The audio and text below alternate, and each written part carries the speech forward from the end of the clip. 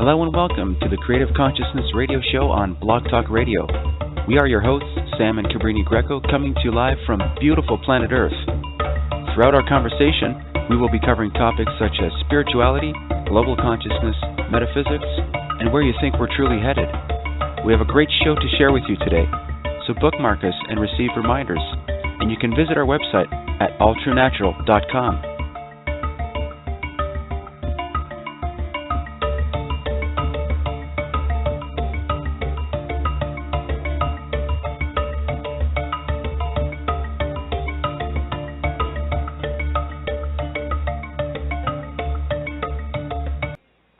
Okay, welcome back to Blog Talk Radio. I'm Sam, your co-host with Cabrini Greco, and this evening we have Keith Anthony Blanchard, our guest this evening. Welcome, Keith. Well, thank you. Hello. All right, welcome. Keith Blanchard, I'm just going to read a little bio on Keith so we can get acquainted with our guest this evening. Keith Blanchard was born on November 30th, 1963, in Houma, I hope I say that properly. Houma, Louisiana, and had a typical middle-class Catholic upbringing. In his early teens, he often entertained himself by pondering the big questions about God and the universe. I think that's amazing, asking that in your teens. I had similar experiences, too, with, thinking those questions. Little did he know the day would come when those questions would form the spiritual foundations upon which he would build the rest of his life. In his late 20s, Keith went through a crisis that stripped him of everything he held dear and left him with no choice but to turn inward for answers. This he did, but the peace and stability he so wanted still eluded him. When he was 32, celestial beings began to appear to him. This is really interesting, Keith. Sharing glimpses of his future and the world's. Not only did they enlighten and guide him, they instructed him to pass their message on to others. This is the kind of stuff we support, ladies and gentlemen, so that they, too, could learn a higher way of living. All right, Keith, welcome to our show. It's really good to meet you here, and what a great connection. Welcome. I'm glad to be here. Thank you again. All right. That's such an incredible introduction, Keith, and wow, I can only, kind of imagine some of the things that would have brought you to the work that you're in. And maybe you can share a little bit with us tonight about what brought you to where you are today. I know it's probably going to take hours on hours, but if you can give us like a little mini intro of, your own personal experiences, of your own spiritual growth. I think that's really important for people to hear about. Growing up, as was stated in the bio, I was always fascinated with, the big questions of the universe, simple in their form, but I was wanting answers immediately, even as a kid. Yeah. And little, like in the bio again, it became the unfoldment of my life. But what brought me to this path, I think God, spirituality, self-improvement, expansion, whatever word a person chooses, was always in the cards for me. But what really brought me to the path was pain. I was in a relationship for many years, and I'm a professional musician by trade. And the girlfriend, it was a stereotypical girlfriend and band member situation. I leaned on the girlfriend. She was my transportation. She was my food. She was my sex. She was all these things. And when the relationship finally dissolved, I had nothing. I had absolutely nothing. I wasn't grounded. I had no sense of self. I had no awareness. And because I was not making the choice to follow the cards that were my divine script, that I was going to return to God, or at least the path towards it, the universe clearly made a decision for me by removing this person from my life, and to see that I had nothing.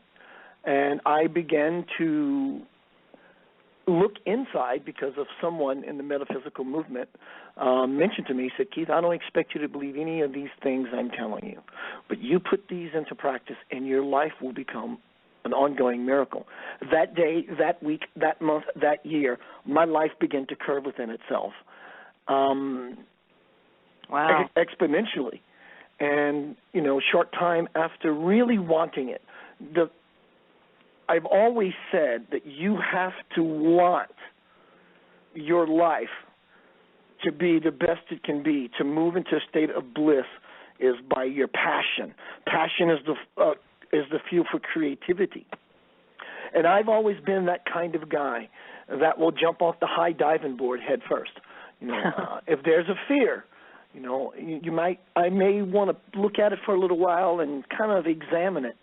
But you could bet shortly after that, I'm going to move into it, and I'm going to okay my way through the problem to where when I cross that threshold, it's no longer a part of my life.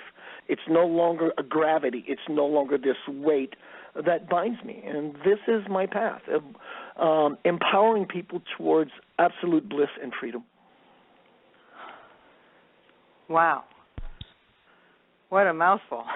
I actually get a charge out of helping people, and I deserve to earn a living like everyone else.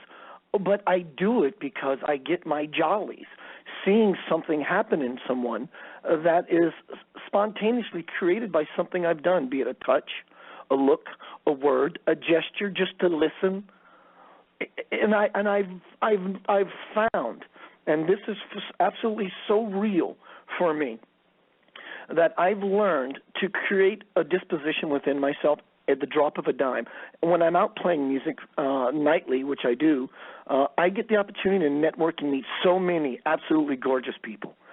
But I've found that when I can create within myself such humility, and I look into the person, I just met John Doe or Jack Doe or Jill Doe, and I just meet this person.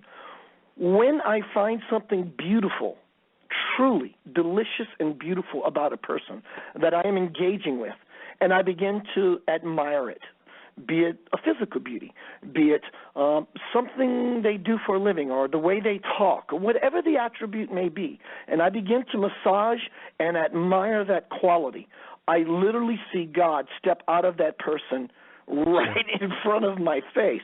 And I see the most profound healing begin to transpire within this person that I'm dialoguing with. I think that's beautiful, man. That sense of selflessness also contributes to this whole experience. Yeah, absolutely. Oh, yeah.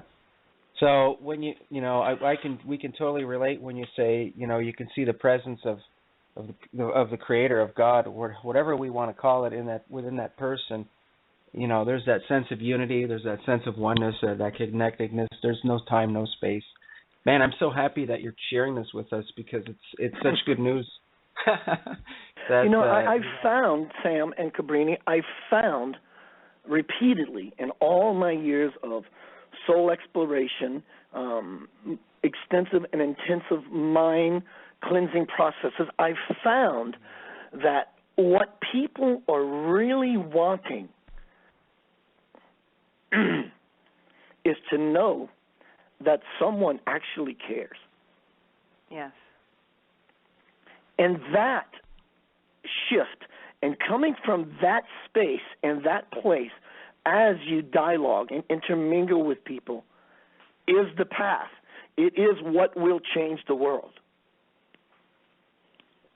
I really like what you said about how you focus on what you see as beautiful in another.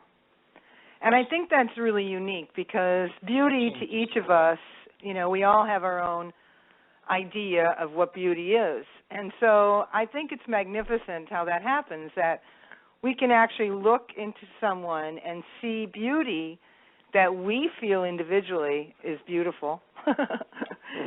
And that meets us wherever we are and who we are and whatever culture, whatever background, wherever you are.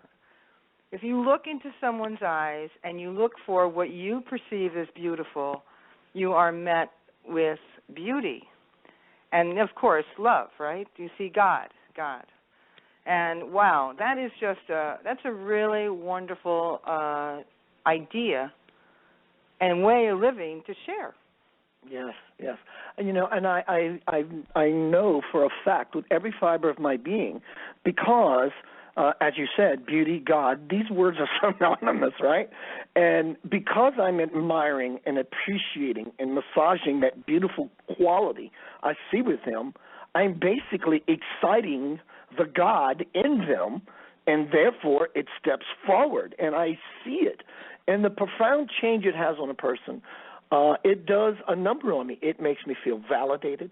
It makes me feel like I'm living on purpose and in purpose. I feel congruent. I feel aligned. I feel blissful. There are just so many side effects that can happen when we create that space of reverence within ourselves. And I've always said that humility is the doorway to the divine. Yes. Yes. And when you say humility, can you explain that, what that means for you? I actually can't. So it's almost that I don't want like an absolute truth. I mean, when I think of humility, I think of absolute truth. Yes, and it's the place where what we know as ourselves, have to get out of the way. And it's a place of non-judgment. It's a place of reverence. It's a place of genuflect. I have no agenda. When you know what true humility is, you know it. It's like, being pregnant. You either know you are or you aren't. But to try to describe that can be somewhat a task, actually, for me. Yeah, I think that universally we all have that experience of that aha moment where, it's that synchronicity where we're in the experience of our own beauty, and we want to see that beauty everywhere, and we look out and all of a sudden it's reflected back to us. And that to me is that, wow. Someone said to me, if you could explain, if you could give me one word on what's that experience like for you? And for me, it's always been wow. I'm always wowed. Yeah. With you're talking about the beauty. With us, we went out and we wanted to see God. We asked to see God, and that's pretty much the same thing. So, to me, in the universal language of love, it's the same thing. And we got that experience of being wowed every time. I'm sure you go through that. I mean, would that be a familiarity to you, to feel wowed in that experience? It's humbling. I guess I just answered the question. Yeah. It's very, very humbling when I see or experience or have dialogue with someone and I'm wowed. I actually become even more humbled into the experience of being humbled. Yeah. And it's almost like, are you willing to wash your enemy's feet? Yeah. Exactly. That's exactly where it's at. And to do so lovingly. And that's the interesting, too, because as you were talking, dialoguing, I was also, looking at the flip side of that. When you're around someone that, just rubs you the wrong way. Or, you wake up, you didn't get enough sleep last night. You're driving down the road and somebody pulls out in front of you. In those moments, okay, where you're not fully grounded as a spiritual being, and I know that every one of us, all of humanity has experienced this, where you can really just stop in that moment and make a conscious decision that I'm going to see the good here. I'm going to see God here. I'm going to be in my own godliness in this situation. And we all have that choice, don't we? Don't you think we have a choice about that, how we live consciously, passionately, in your experience? I mean, with all the experience that you've had, have you found that it becomes, your life becomes more alive when you make the choice to live it without more lively? Without a doubt. And that, to me, is the path of expanding your sense of self and awareness and being mindful of the thoughts that are passing into your mind or into your consciousness and the ones that you grab, because when you grab a thought, you have just started the process of actualizing it. So the more we begin to develop our spiritual muscles by being mindful, being present of what's moving through us, after a period, just like anything else of repetitiveness, it becomes second nature. And now we become a new being. Our new landing position, our new default position is automatically that place of humility, reverence, respect, appreciation. And it takes a while, but that is the path of just wanting it, developing, implementing it. Absolutely. That process there changes the world. Absolutely. As you said earlier. I want to also add to that is that a lot of ancient teachings saw themselves through beauty, as you were saying earlier, also seeing the beautiful, the magnificence of the person coming through. That experience for me is always new. I mean, it's people, there's that word, the now moment. Sure, that happens, but it's always new. It's different from person to person, and it is humbling. There's humility, and are you willing to wash your enemy's feet? That kind of stuff literally changes the world, and it is our default. That's how we're made. That's how our bodies are made. That's how our souls are created. This is our best way of expressing is through love. I think anything other than that is foreign to us, but I love what you do. And Keith, I also want to ask you, do you want to talk anything about your book at all? The Divine Principle, I believe, though the Divine Principle took 8 years to write or to put together, I think that book was spawned with those 4 simple questions that was moving through my consciousness when I was 6 years old, and that was, where did I come from? Why am I here? Who am I, and where am I going? These were the 4 simple, profound questions that were actually bothersome. And again, they were the unfoldment of my life. But in 1996, sometime after that breakup with the girl, I was having heart pains, and this was just tough. And I was humbled, again, which is the doorway to the divine, because I had nothing. I began to say out loud, God, I need to hear your voice. And I was so fervent and so passionate, even though I said this prayer for 3 weeks to a month, all I had to say it really was one time. I didn't have to convince God for 3 weeks of saying it. I was so passionate and so sincere in my first asking. One night, after a night of playing music, I was awakened out of my sleep early in the morning by a voice that said, good morning, Keith, it's time for you to wake up. Excuse me. And I look around the room, and there's no one there. And I figured my wife was nudging me, wife at the time, even though I was still wrestling with some leftover baggage from the girl that I left after the 10-year relationship. She was not there, and I figured my friend Scott came in, and because I didn't hear him knock, there's nobody in the room. So I decided I dismiss it as a dream voice. So I lay back in the bed with the intentions of going back to sleep, and the voice said, Keith, I asked you to wake up. And I knew I knew something was transpiring, and I was thrown back on the bed, my eyes closed, and I fell into an experience of, I guess they call it a superconscious experience. I fell into an experience of the absolute.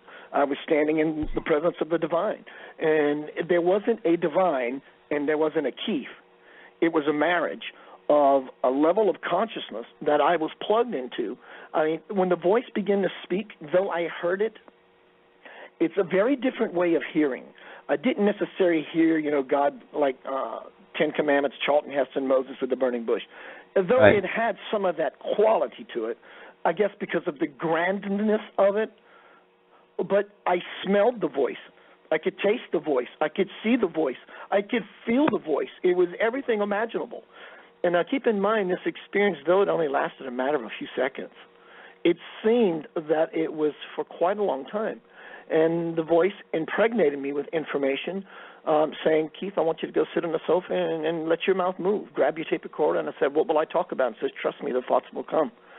So I sit on the sofa, go into a light meditation, and found the switch, I guess you can say, that allowed my mouth to move and not be worried so self-image-wise or self-conscious-wise that, and what I'm going to say could sound stupid. And my mouth began to speak on its own. And it wasn't the me that I know as me doing it.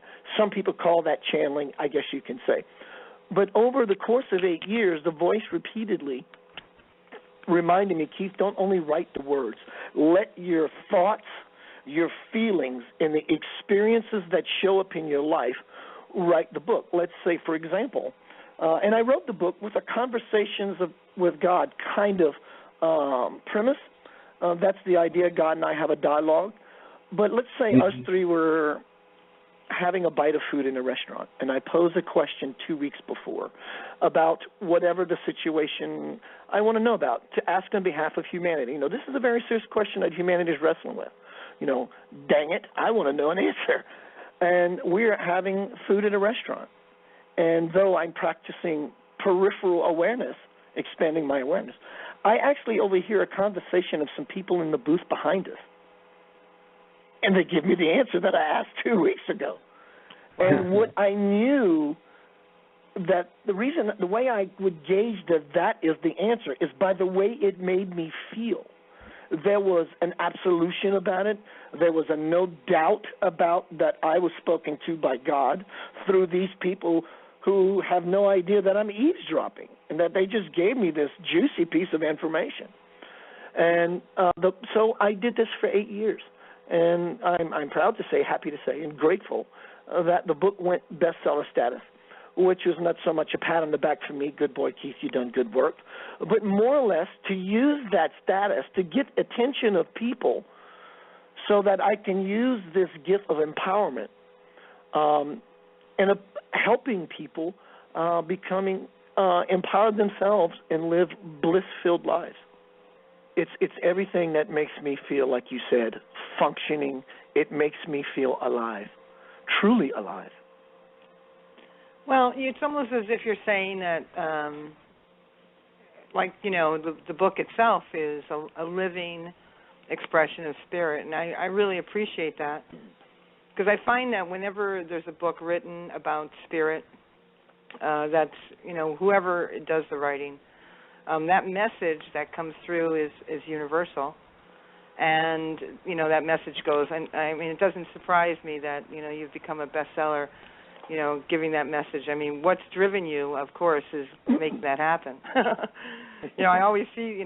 I know myself. I recognize God here with you, and namaste. Namaste, and. We really support what you're doing, and we really support the work that you're doing, the message that you're bringing. It's very much in alignment with what we do and who we are, and we know that, through the grace of your work and you bringing forth this knowledge to people around you, it does. There is a ripple effect that happens as people awaken into themselves, and that's the beauty. I mean, I'm just really, really thrilled. So what other kind of projects are you working on right now that you'd like to share with us? I have so many. I guess in this lifetime I was blessed with creative juice. I'm always writing. I record music with my spiritual band, Lavender Soul, though that has not happened in a while. I just finished. Today is such an amazing day for me, excuse me, because some years ago, I was teaching a spiritual class, and I learned of the presence of an avatar in India. And I started to read every book I can find about his life. And then he started coming to me in dreams. And one night, he comes to me and says, makes me full-blown aware, and says, Keith, I want you to come to India and see me. I didn't know how I was going to do that. So I trusted that I would let go. And I figured my best bet was to surrender and that it was going to unfold on its own. Absolute true story. 2 weeks later, I get a phone call. Hi, Keith, my name is Debbie. We have a mutual friend. Keith, I hear that you want to go to India to see a holy man. I said, yes, ma'am, this is true. She says, Keith, I'm a flight attendant. I got some companion passes for the year that are about to expire. And I would really not like that to happen, knowing you want to go to India to see your holy man. Can I give you a first-class round-trip ticket? So I get on a plane, I fly to India, and I meet a man who is considered by even spiritualists, and I say spiritualists, I'm talking about yogis and other prophet type of people, other types of incarnations that say he is the highest incarnation of Father, Mother, God to come to the planet. His name is Satya Sai Baba. And I had the experience the opportunity to watch, experience, see, process how divinity acts and behaves, and how it walks, and what that walk looks like.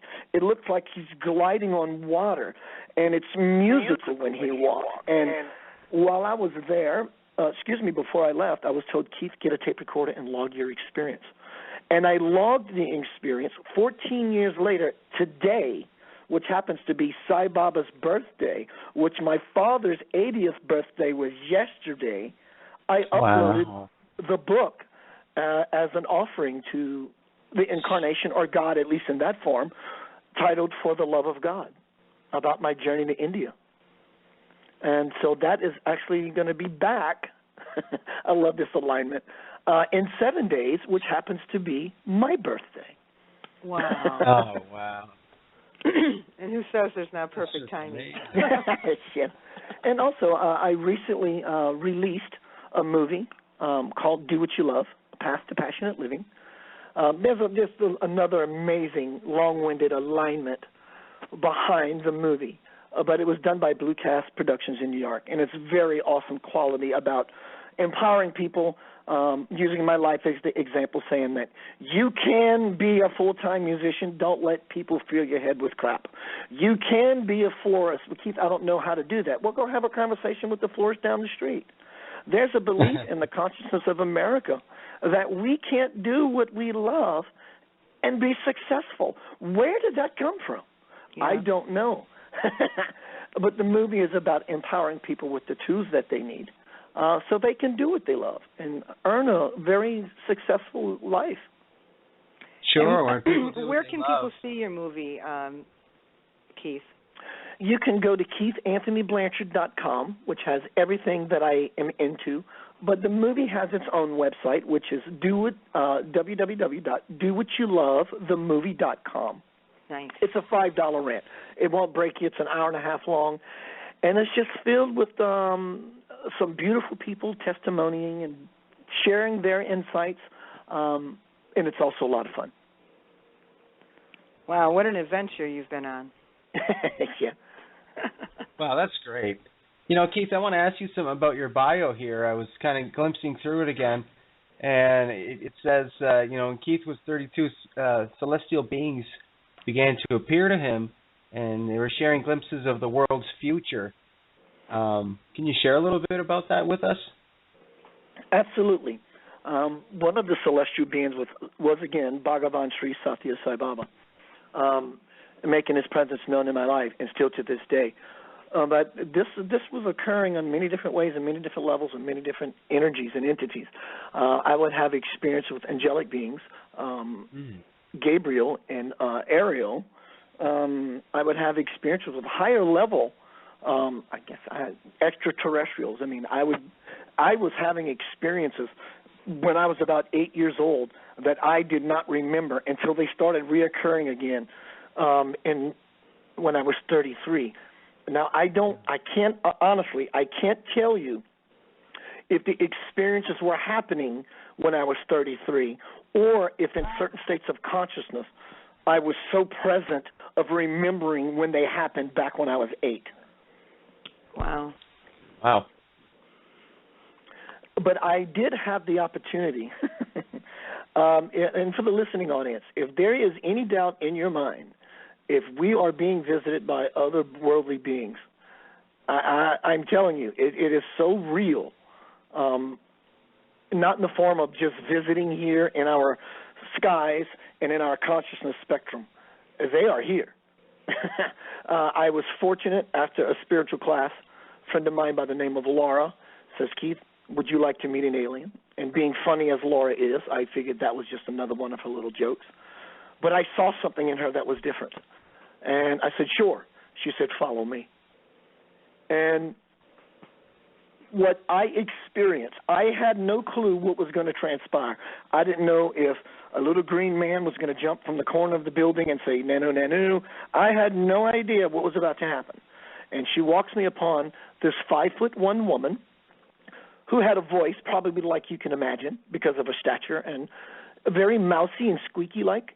But let me tell you, when the voice spoke, it was not that which it appeared to be. I can't give you his name, but I call him Chuck.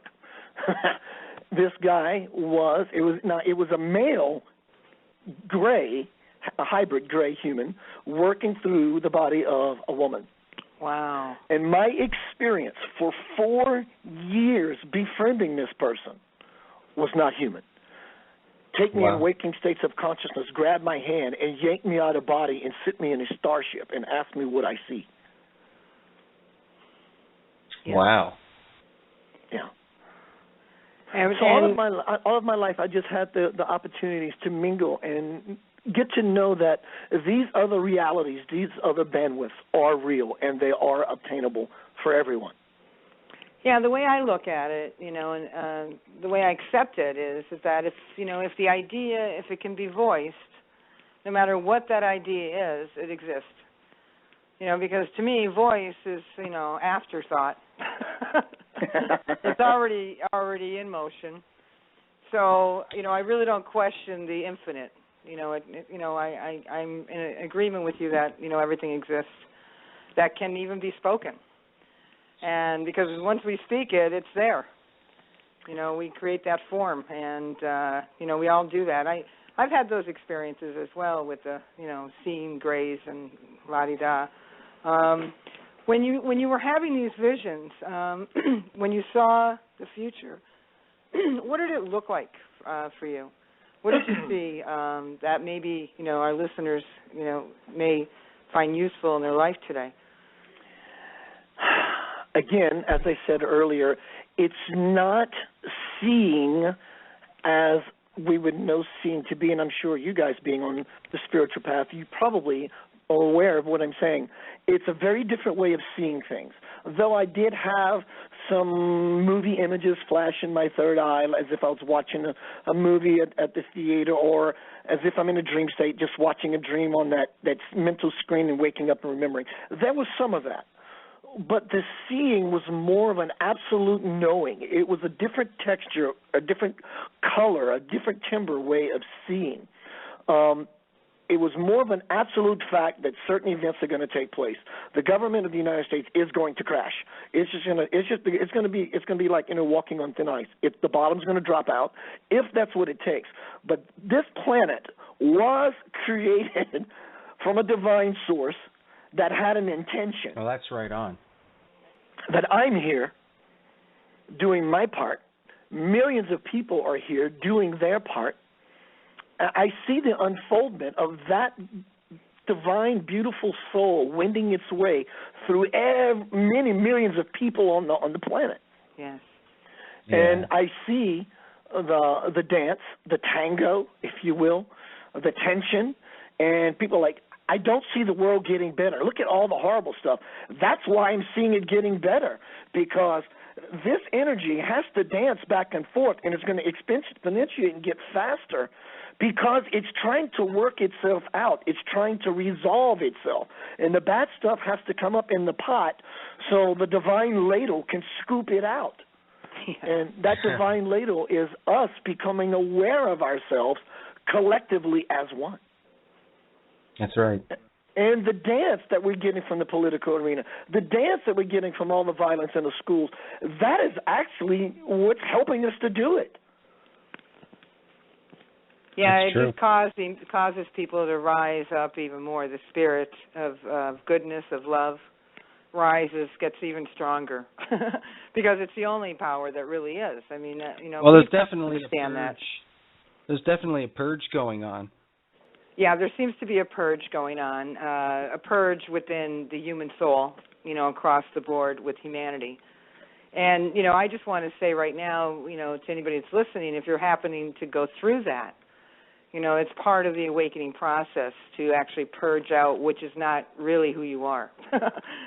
And the poison just kind of fuse out, and then you can get to the wholeness of who you really are. There's been a lot of acceptance, don't you think? Yeah. Keith, on people really accepting their conditional self. People really have come to, I know we have a breaking through. I think we have a caller. We do have a breaking through going on right now with people in consciousness where they're recognizing that they've been conditioned, to think a certain way, to feel a certain way, to believe a certain way. And what you're talking about is that with your empowerment to telling them the truth, there is a purge that happens to it with healing, don't you think? What you're saying is that this forthcoming of that frustration that people go through that are living spiritual lives, or even if they're not, consciously aware of spirit. It seems like there is a squeeze happening, doesn't it? Yeah, absolutely. And purging is the process, because if everything was hunky-dory and perfect, we would already embody that state of bliss. But so, again, you're right, absolutely. We have to be squeezed. We have to vomit. We have to regurgitate all this garbage that's been, put into our data bank, our computer. And, and I promise you that what you think you are looks nothing like your ideas of what you think you are. I mean, what you really are and what we're unfolding to, you have no idea what that looks like. And when you think you do, we actually begin to pigeonhole ourselves to the limitation of our own idea. Yeah. It is so infinite of what is being born within every person in this period that we're living in. Yeah, that's great stuff. That's so true, too. It looks like we have a caller. Keith, do you want to take a caller? Absolutely. All right, 1 second here. Okay, caller, 901 area code. Hi, welcome to the show. Can we have your name? Sure, my name is Felicia. Okay, hi, welcome to the show. Do you have a question for our guest? I just have a general question. I'm just trying to see what type of direction I need to go into, in a career. So you're calling in for a reading? Is that what you're asking for, or do you have any comments for Keith? Yeah, I'm just calling in for a reading. Hi, Felicia. Hi. I would suggest to you, I understand living life practically, the spontaneous, immediate things that need to be attended to and addressed. But I would suggest for you, and you can't hear me say this loud enough or often enough, follow your passion. Follow your bliss. That is your spirituality. That is the reason you are here. That is going to be your greatest reward without regret when you do lay your body down in death. That is going to be bringing you to the next level of consciousness, not only in this life, but when you do cross over.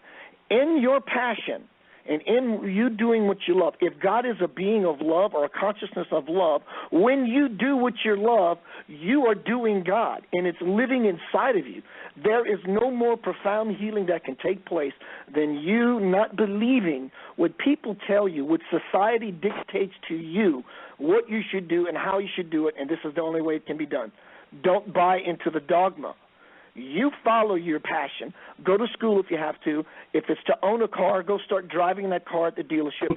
Whatever it takes, follow your love. And the natural response of you doing that is abundance and prosperity. Whew.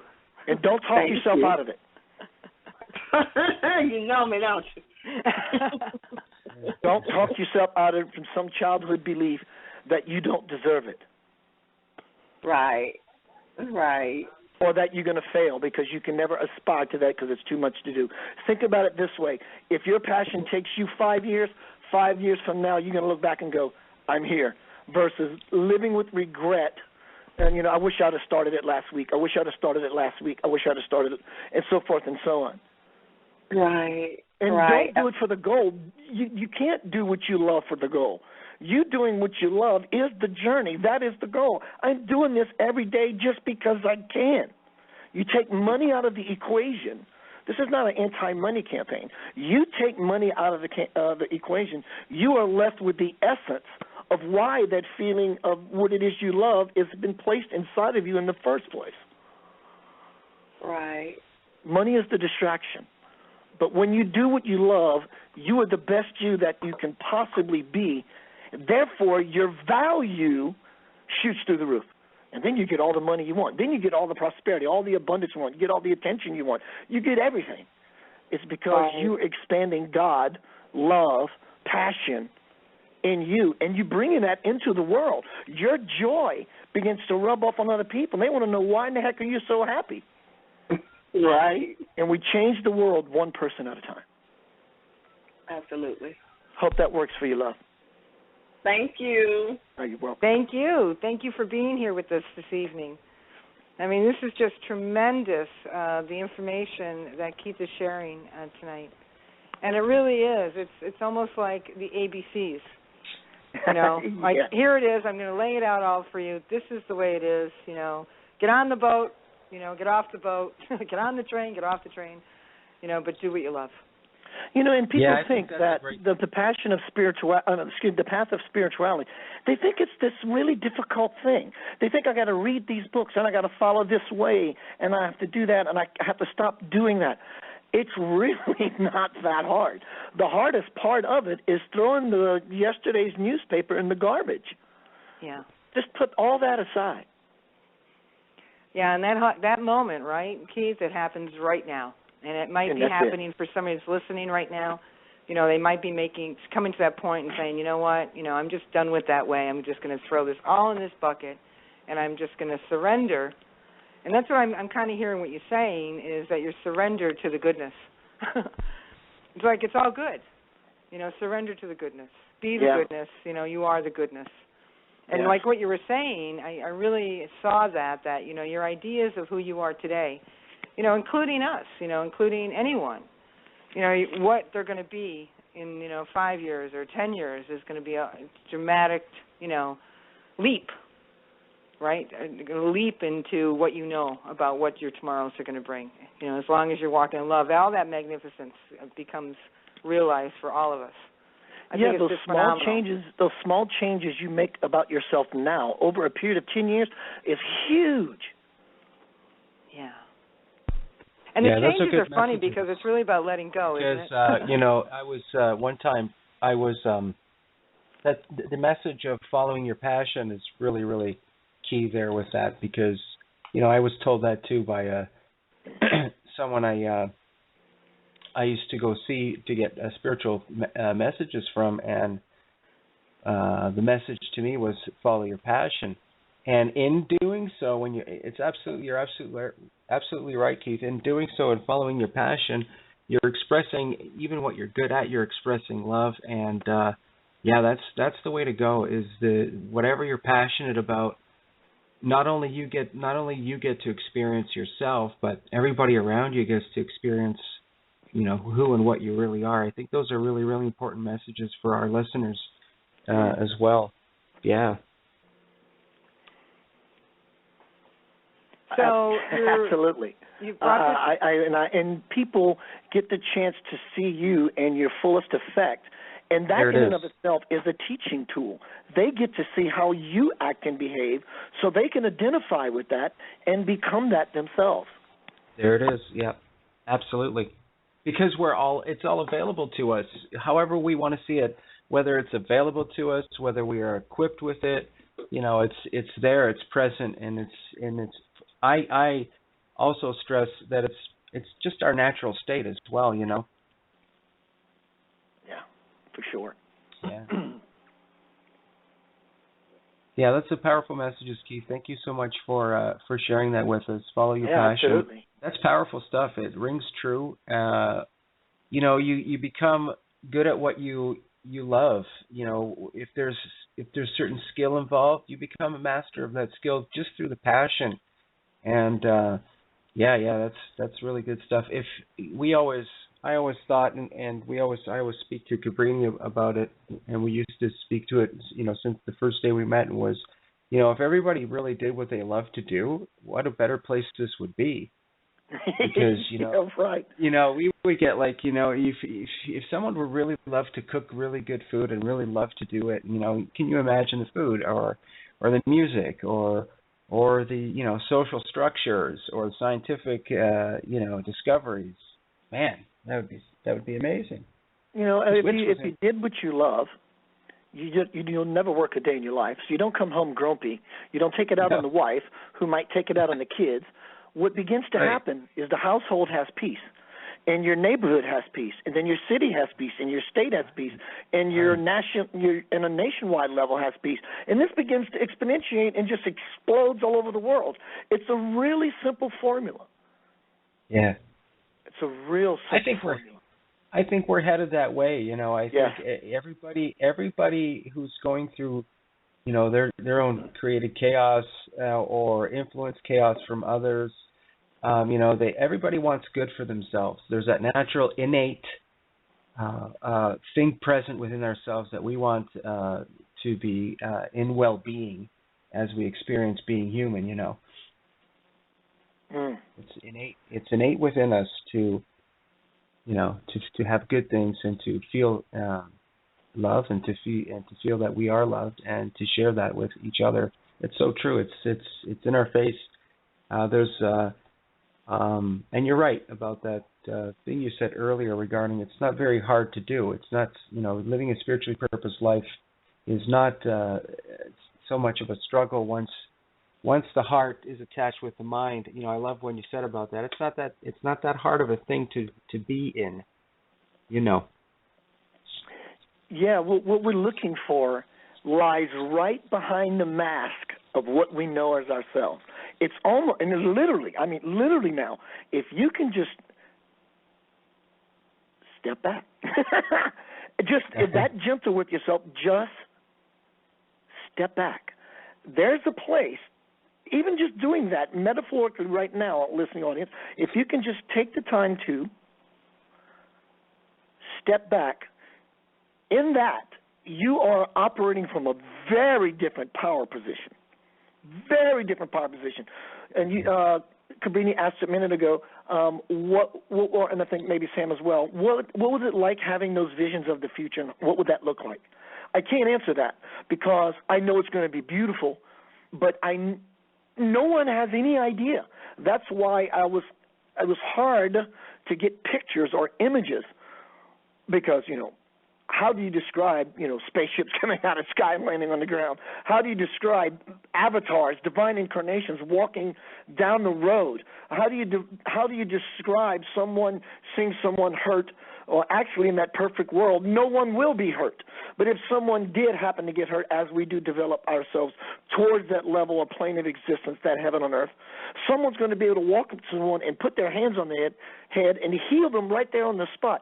How do you describe this kind of beautiful paradise that it seems like we're so off the mark right now? But I'm telling you, we are truly getting there.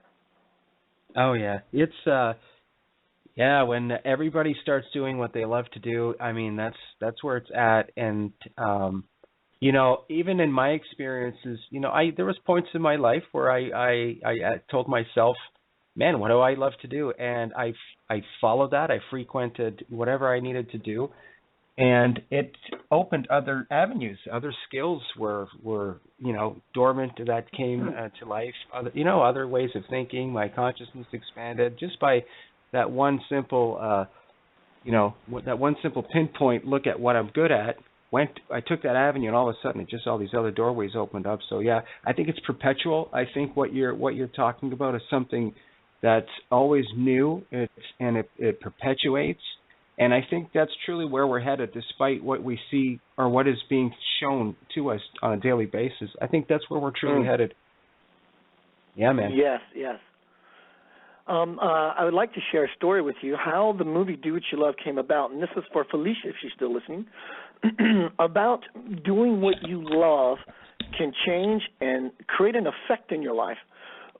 My friend of mine by the name of P.J. Galati, he lived here in Memphis, Tennessee, and he knew I was on this Mr. Spiritual path and wanting to empower people, so he calls me one day and says, Keith, I'm really having something I'm wrestling with. And I'm boogered by it, and I can use some words. I said, okay. So he comes over and says, all right, what's your dilemma? He says, I want to go to New York because I want to go to film school and be an independent film director. And I don't know what to do or how to do it. I said, if you don't follow the promptings that are happening within you, where do you think those promptings are coming from? Do you think they're just fanciful ideas? Well, even so, those fanciful ideas are coming from somewhere within you, which is somewhere within the universe, which is somewhere within God. So you are being prompted, and you would be an absolute fool to not beat your feet towards New York. Your job is not to worry about the hows. Your job is just to start walking towards New York. And he made the decision, which I didn't know because I hadn't talked to him, after that for 2 years. 2 years later, I get a phone call. Hey, Keith, PJ here. Hey, guy, what's going on kind of thing. Keith, I graduated film school. I'm now an independent film director. And as a way of saying thank you, I want to make a movie about your life. Wow. And we talked back and forth, and he said, I asked him to be in the movie, and he said, I don't want to, for vanity reasons. I said, let me tell you something, dude. You have the most powerful story. I gave you a principle, an idea. You implemented it and made it happen, and now you're calling me to complete the cycle by making a movie about my life. You have the most powerful testimony to be said, and you need to be first in the movie. And when he saw it from that perspective, he got his ideas of vanity out the way. The whole do what you love process became full circle. Wow, that's not just only an for him, but for story. me. Absolutely. Wow. Wow. Those things happen. I mean, that's how the universe works. When you set your intentions on doing what you love, and I love what you said about how you get those urgings. You know, you get that idea, something that inspires you. And you have the opportunity at that moment to go, yeah, that really makes me feel good, or you can flip the switch. And I think a lot of people miss that, when they're creating. They miss that opening, that message that comes through, that confirmation that's already giving you that message that this is what's awaiting you. Just do it. And here, what you just shared about your friend, coming to you with that question, him following his passion, and all of a sudden there he is making a movie, about you and with him. I mean, that couldn't have been more laid out. And then could you have dreamt that up if you wanted to? Those types of experiences I know happens to every one of us. You can't even, in your own imagination, you can't even begin to even see that. Oh, would that ever happen? Well, here it happened. Yes, and what's really profound, remarkableness about it all. For sure. Go and ahead, what's really profound is in that love that you embody to do whatever it is that you want to do is the entire universe. In your love to do a particular thing, everything in the universe exists in that love. There is no way you can fail. There is no way you can fail because you recognize it's not the goal. It's in the doing what you love is the all. That is the everything. Absolutely. Yeah, I really love that. And I'm sure that people can really understand this and relate to it. And I know that it can be really difficult for people to do what they love because of the state of the world. I hear that a lot from people. How can I do that? I have to, it's going to cause so much, upheaval and everything else. But then they are living in that dormant life. So the choice is, like you said before, you have two choices. You can live in that dormant life, or you can get on the train and start listening to your inspirations and follow through whatever way that's led. And you led, here you were inspiring your friend, right? Correct. And you led him, and then before you know it, he was leading you. And that's how we all kind of walk together, holding each other's hand. We're all in the same boat, no matter who we are, no matter what, geographical region we're in, no matter what culture we're coming from. That passion within each of us is a God-given gift. It's our connection to our wholeness. And so when we do get that, it's to me, it's like it's a direct line to the infinite. You know, we're all part of the same body. I mean, the Christ body, the global body. If one is affected, it affects the whole. Absolutely, and that's why I'm sure you can agree that as you know, when you watch something that is happening in the world around you that doesn't really demonstrate, you know, the trueness of love, and how you may feel those feelings of hurt when you see somebody being hurt. That's because we are all connected. It's not that you're more sensitive or you have a better tune in. It's because we all are connected to what is holy, what is whole, and we all have a ticket in that world. Every single one of us. So everyone affects everybody. Absolutely. And I notice for you, I don't know if you can agree with me, Keith, on this, but, you know, when you're feeling good, okay, and everything's going good in your life, you know, what happens is that you start to attract even more goodness. I mean, wouldn't you, can you validate that for our listeners? Absolutely. Yeah, by all means. And I would even, multiply that to the infinity. Yeah, you've had, I'm sure you have one story after another story that can demonstrate, how goodness is manifested. And I really love what you said, doing what you love. And for people, that don't understand, they might say, well, they may have no idea what that is. Pay attention to those inner thoughts that are inspiring you, that make you feel good. Those are the things that you're being gravitated to. They're the things that's where your wholeness is. And I love the fact that you can walk in that. Go ahead, please. No, that's okay. And a lot of people think that, okay, Keith, what you say is juicy and it sounds good, but how? The how, again, like with Phil, the how is not your job. Your job is just to do that thing. And when you do that thing, do it from a place of truly salivating. I mean, taste it, savor it. Do it because it's just so you. And then doors will begin to open up that show you the path. When you do it from that space, the reward is in the present moment of doing it, not where you're going to end up 5 years by doing it. Yes, I would have to agree. My husband and I, we were inspired to go out and do our documentary, and we didn't have any of the house. We didn't have any of the connections, and we didn't have any of the equipment, and we didn't even have, any idea as to what would manifest for us. And it literally was in the moments, and I'm sure you can relate to this. It's in that moment to moment where you're inspired to do one thing, and you do that one thing, and before you know it, you're doing 2 and 3 more things, and all of a sudden, before you know it, the whole plan is set in motion, and you're in ride for that. And we couldn't have created half of the experiences in our conscious mind. We couldn't even imagine it to be what it was until we actually experienced it.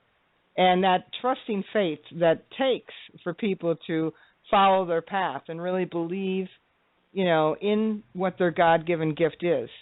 That faith, the courage that it takes to walk that path, it comes through that passion. Wouldn't you agree with that? Yeah, absolutely. That's the dance for me.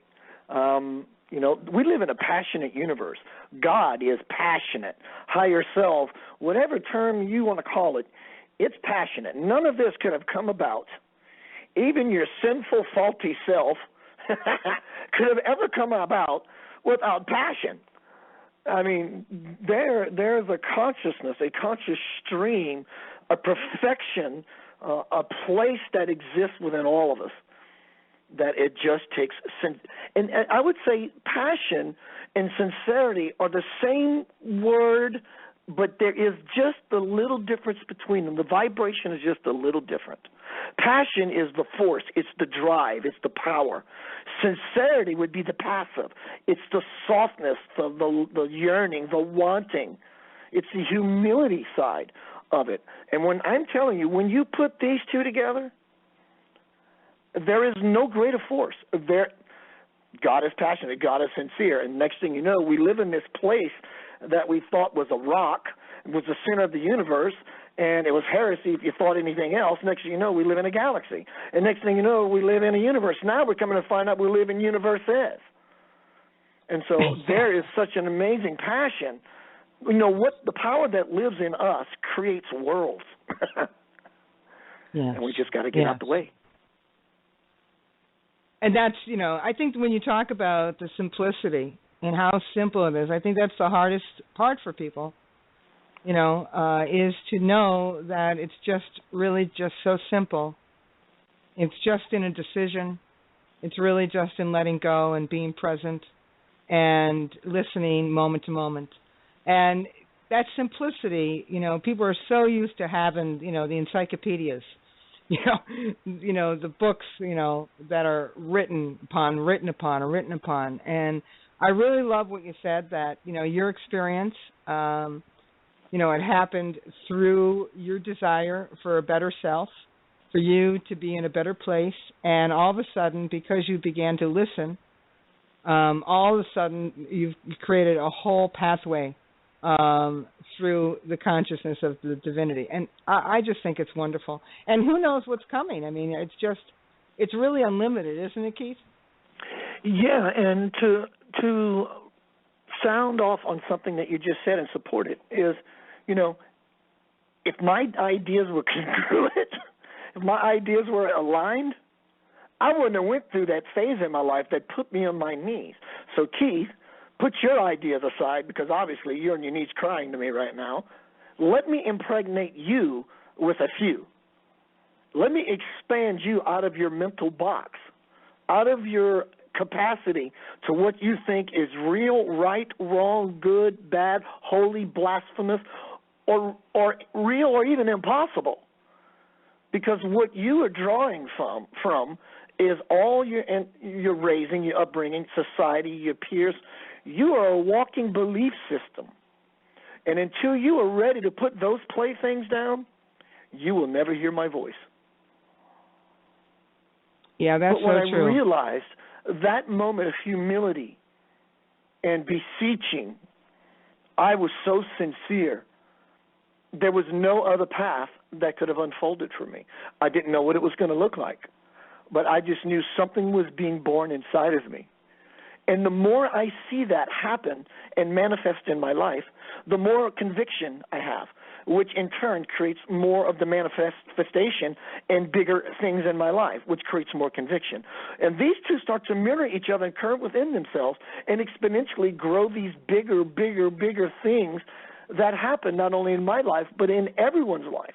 It's the dance between faith or conviction and seeing the result. And when you start dabbling with this kind of energy, you are dabbling in energies of becoming the master. You are dabbling in energies with God becoming integrated into your being in the form of into your consciousness. And you begin to work at one with divinity. It becomes you. You are already it. There is nothing else. We just need to get our ideas out the way so we can begin to play in that arena. Yeah, it kind of, you know, it reminds me, your conversation of, you know, that first time where, you know, I had a spiritual experience and, you know, where I got on my knees and I said, I don't know who you are and I don't know what you are, but I need your help. And it's that unveiling of yourself, you know, that releasing of yourself and saying, here I am, you know, all this that I have and everything that I've become and wherever I'm going, here I am, and laying that at the altar of love. I love it. That was very really wonderfully said. Laying it at the altar. That's just amazing, because in that altar there's a disposition that is creating. It's an offering up. The disposition is humility. It's surrender. It's sincerity. I have no idea. I have no clue. Show me.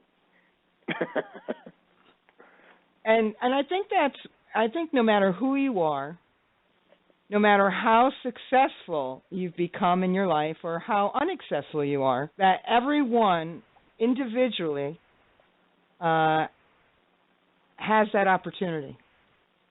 And I think from what my own experience, and I'm sure I could speak for Salvatore as well, that our experience is that it is a moment-to-moment experience, life. It's not a day-to-day experience. It's really in the moments that we offer ourselves. We make that choice. We choose it. And voila, the world opens up. It's almost like a magic wand. If you want to talk about magic, it's really just our own natural being. Just clicking that magic wand, saying, okay, here I am. And sometimes I find that the more and more we want to create, and the grander and grander, our creations become, individually and collectively, it's still the same simplicity. It doesn't, you no matter how successful you've gotten to or how much work you've put into where you are, the basic simplicity of offering yourself up and letting go and making yourself available for service in some form, whatever that gift is that you carry.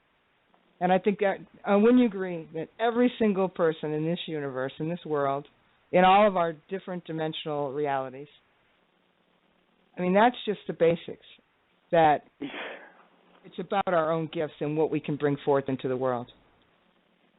Wouldn't you agree? When I think about everybody doing that, I just get really overwhelmed with, just ecstatic joy. And you see, that's how I can describe. Oh, and I must say this: I didn't know how long the interview was going to be, and I must be getting to my music gig here shortly. But I want to say that that's the answer to the question that was posed earlier about what did the glimpses look like. The future glimpses of a healing world, a healed world, what would that look like? And it was exactly what you described.